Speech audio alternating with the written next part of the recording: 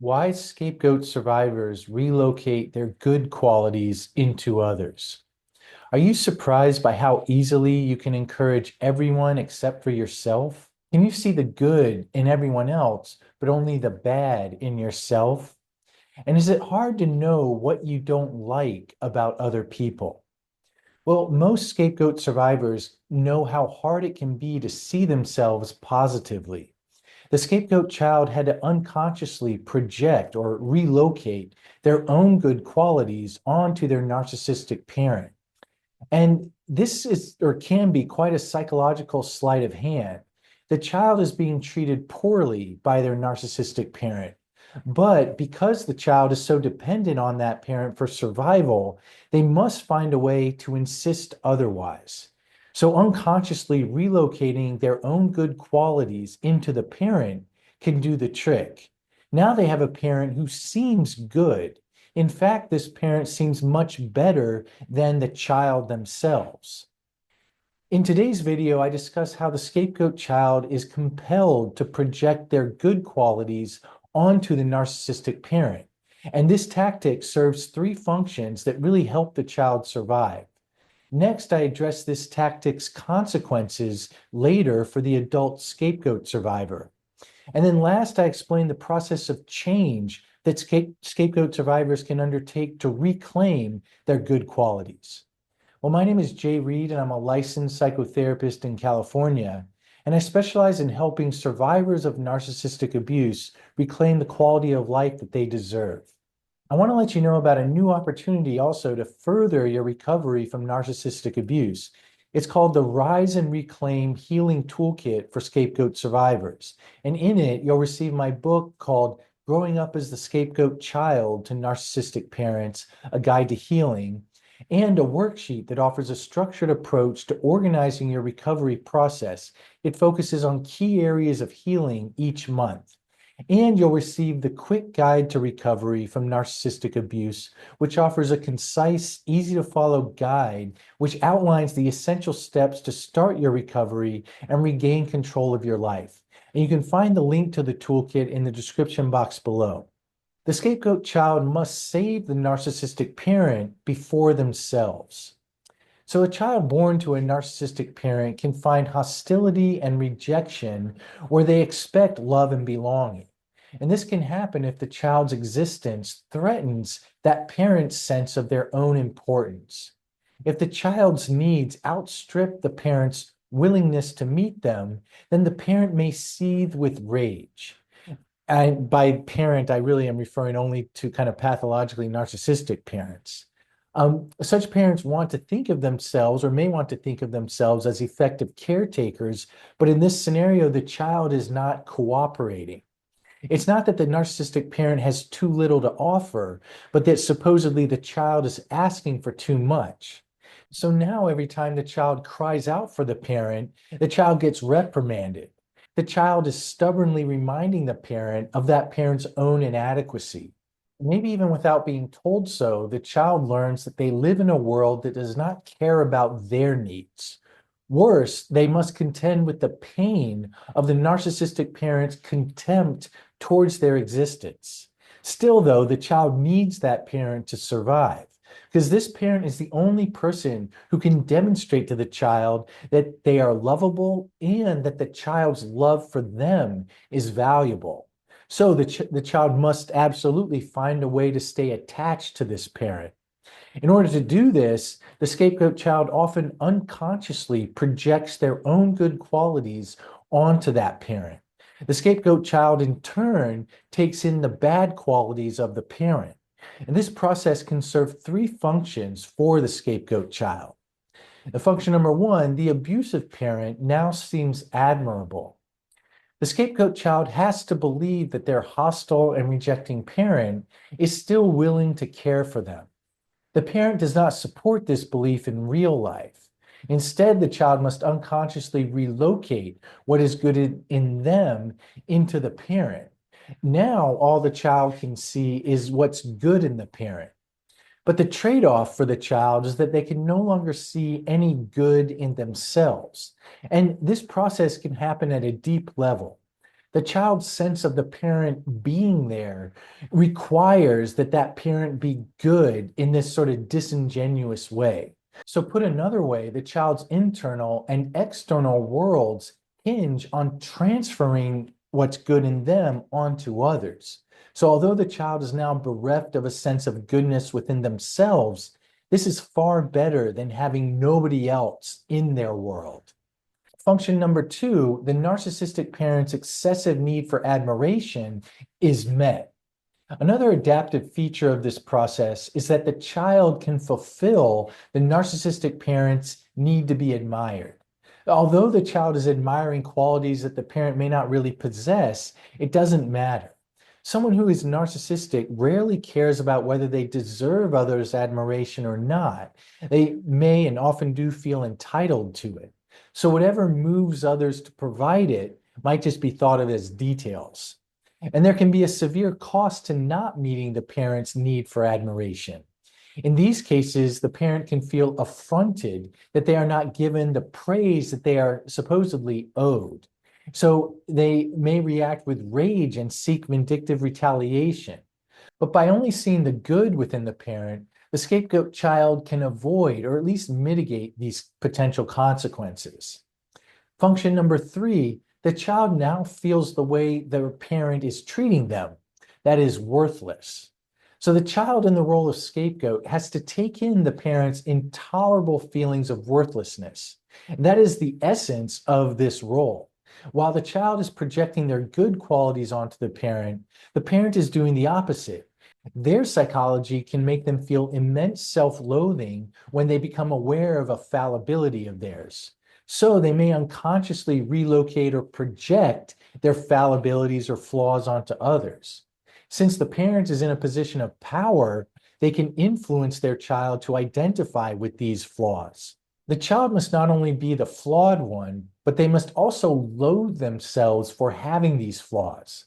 The parent may now feel buffered from these threats to their inflated yet fragile self-esteem. When the scapegoat child projects their good qualities onto the parent, they make it easier to identify with that parent's cast-off feelings of worthlessness. Now the child has little within themselves to oppose how the parent needs to see them. The parent can be the only good one in the relationship. The child experiences the parent's devaluation, deprivation, and control now, not as abusive, but as congruent with the child's own sense of themselves. So let's illustrate this with an anonymized case example. Jessica was extremely intelligent and perceptive. She had a narcissistic mother who was intrusive and domineering. This woman felt threatened by Jessica's precocious insights into her character. So for instance, when Jessica was 5 years old, her mother was telling her what to wear for kindergarten that day. Jessica knew and felt that a very basic boundary of hers was being violated. So she said, "No, you are you and I am me, and I want to pick out my own clothes." Well, her mother was taken aback by Jessica's, say, rightful claim. She felt a searing envy at her daughter's perceptiveness, and she also felt humiliated and exposed for being so intrusive. None of this was tolerable to her, and she would have to make Jessica pay. So she raised her voice and said, "Just who do you think you are, young lady? When I tell you to do something, you're going to do it. End of story. And if you keep mouthing off to me, then you're going to get a spanking." Now Jessica was the one who felt humiliated. Her mother had belittled and devalued her when she was just trying to assert what she knew to be correct. Jessica was in a terrible dilemma, though. If she insisted that she was right, she'd only be at further odds with her mother, and that was not survivable. If she just surrendered to her mother, then she'd feel as though she had betrayed herself. So her unconscious mind took over. She began to see her mother as all-knowing about what was right and wrong. Jessica found herself less able to make decisions for herself. She found herself asking her mother for direction on what she should wear, what food she should eat, etc. She lost faith in her own ability to come to these answers. But the payoff was that Jessica's dilemma became solved. Since she had unconsciously projected her own intelligence and perceptiveness onto her mother, now her mother's controlling behaviors were no longer a problem. They were just good judgments from someone who supposedly knew better than Jessica. Impacts on the adult scapegoat survivor. Well, projecting all our good qualities onto others interferes with discerning who is safe and who is not. For example, it may be very hard for the scapegoat child to take offense to insult or injustices inflicted upon them. It can seem like others only act with the best of intentions towards them. That again, that only the scapegoat child is capable of offending others. Of course, this is not objectively true. We're guaranteed to encounter others' noxious and hurtful behavior. When this happens, the scapegoat child's first question may be, well, what did I do to offend this person? Rather than something like, oh boy, what a jerk. I'm going to move away from them. And this can get in the way of two important pieces of the recovery process. First, let me introduce the three pillars of recovery. And these pillars are fundamental from my perspective to the recovery from narcissistic abuse. And they can help you develop compassion, find protection, and achieve freedom for yourself. Pillar number one is making sense of what happened so that you can come to know it was not your fault. Pillar number two is gaining distance from narcissistically abusive people and closeness to safe people. And pillar number three is living in defiance of the narcissist rules. And if you want to learn more about these pillars, and I suggest you check out that healing toolkit I mentioned earlier, and or one of my two online courses, which you can find on my website, and the link will be in the description box below. Well, projecting good qualities onto others can interfere with pillars 1 and 2. First, to make sense of what happened, which is pillar number 1, the scapegoat survivor has to see the parent's treatment of them as offensive. This unconscious process of projecting one's good qualities onto others obviously can make it difficult to take such offense. Perhaps it's possible to know intellectually that their parent was abusive, but it may be much harder to feel angry at the abuse or the abuser. As a result, the scapegoat survivor can find it hard to have a felt sense that what they went through was not their fault. And I want to emphasize that this is not a flaw in the scapegoat survivor's psychology. I'm just offering this to help survivors possibly better understand why it may feel hard to feel angry at their narcissistically abusive parent. This can and often does change, and I'll explain how it does, or at least one of the ways it does shortly. The process of projecting your good qualities onto others can also interfere with pillar number 2, finding safe people and avoiding narcissistically abusive people. Since the scapegoat survivor may find it dangerous to live in the center of their own lives, the wrongdoings of others against them can also be hard to see.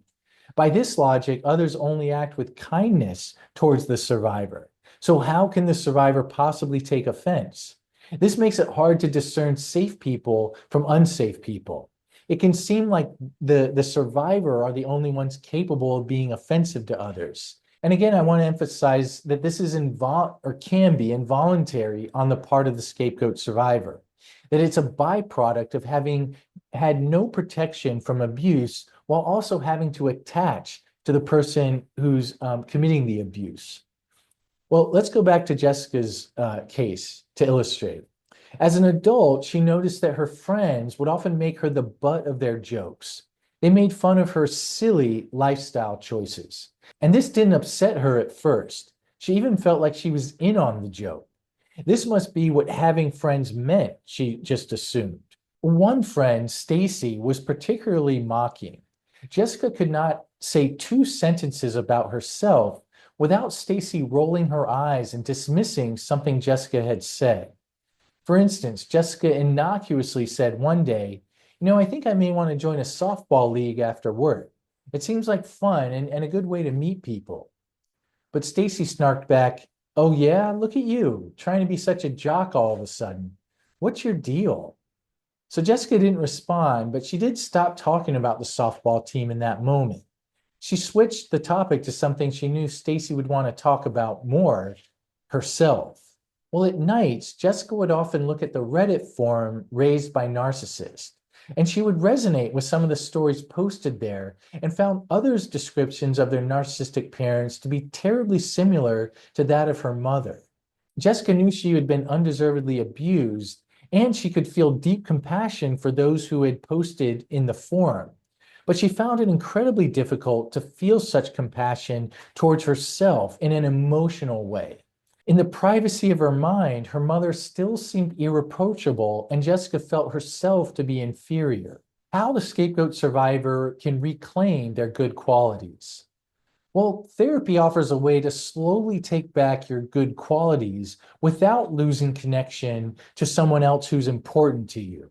You have someone there who can understand why you had to, at one point, project your good qualities onto others. And they may see what you had to do to keep your world intact, understand how you may be striving to build a new world while staying present as you navigate each moment towards that world.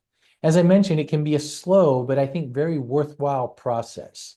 The lesson the scapegoat survivor may keep getting exposed to is that they do not need to see the therapist as all good and themselves as all bad to have a sustainable relationship. But there is a past trauma that can get evoked in learning this lesson. If the scapegoat child had failed to see their abusive, narcissistic parent as all good, then they would have, in effect, had no parent in a psychological sense. A young child without a parent in this way can feel threatened with non-existence. This process of change in therapy continually demonstrates to the scapegoat survivor that this old danger of having no one there will not happen this time. So let's go back to Jessica again to illustrate this process. She came to see a therapist when she was 29. She felt stuck in her life and didn't know how to find fulfillment. Her therapist, named Mary, liked working with Jessica. She found her to be personable, insightful, perceptive, and at times assertive. Mary also saw that Jessica struggled to see these qualities in herself. In the early stages of therapy, Mary saw how Jessica could easily discount her own value, that Jessica feared rejection from others and felt lucky if they accepted her as a friend. Jessica also went out of her way not to step on Mary's professional toes. If Jessica had an insight into herself, then she'd be careful to say something like, look, I'm not the expert here, but I had this thought the other day, and then she'd say the insight she had. And each time she did this, she would then proceed to offer a very useful insight about herself. So one session, Mary brought this up. She said, you know, Jessica, it seems to me like you discount the value of your own insights by insisting that I'm the expert. And I wondered if you noticed that, and if so, what you think of it. Jessica's anxiety rose a bit, and she said, oh, well, I guess I don't want to offend you by giving you the impression that I think I know more than you. And Mary said, oh, okay, so what's the danger in doing so? Jessica felt like the answer was obvious, but she obliged and said, well, because you know better. And if I imply that I know something you don't, then I'm disrespecting you. And Mary said, that's a crucial assumption here, that I know you better than you know yourself. Also, that I want to see that assumption reflected in how you talk to me. And you're worried that if you don't toe that line, then I'm going to find you to be very disrespectful. Jessica said, yeah, that's right. And then she paused and said, it really gives you all the power, she said to Mary, and say over what I should or should not think. It's like you're tyrannical, actually. And she smiled. And Mary said, you're absolutely right. It's much less familiar to think of me as respecting your intelligence and perceptiveness, that these are your traits you get to claim and use, and even that out of the two of us, you may know yourself the best. And Jessica said, yeah, that is really different to consider and maybe even hard to imagine. Well, sessions like these laid the groundwork for how Jessica would grow to believe that she did not have to project her own good qualities onto Mary in order for them to have an ongoing relationship. If you sort of find it elusive to locate your own good qualities when kind of in congress with yourself, then I hope today's video may be helpful if you feel like some of what's described applies. And with that, I want to thank everyone for your continued engagement with this channel, and again, in the comments section, the support lended to one another is, I just think so important in terms of combating I think some of the worst parts about being the scapegoat or growing up as the scapegoat child, which is the alienation and estrangement and aloneness, essentially, that the child in this role must endure. Because when there's sort of shared commonalities in whether it's in the comments section or any other kind of online mediums, I think that aloneness is very much combated, and there's sort of a new ability to kind of connect and find one's own experience in that of others and vice versa. So with all that, I look forward to posting again next Friday. Take care.